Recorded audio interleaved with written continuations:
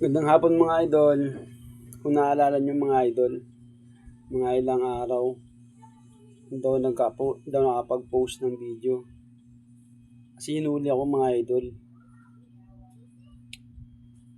Wala naman akong maisip na nagawa ko mali. O meron ako nasaktan. Wala naman.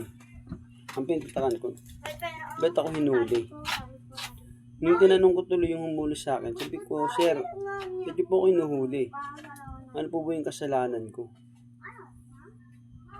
Kakasuhan ka namin. Ng ano, sir?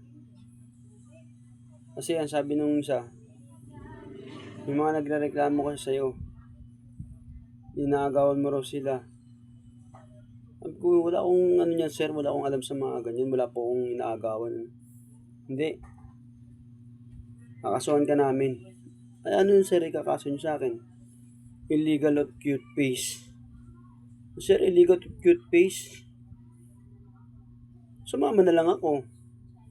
Doon mga tanggi, lakas ng ebidensya eh. Let's go mga idol.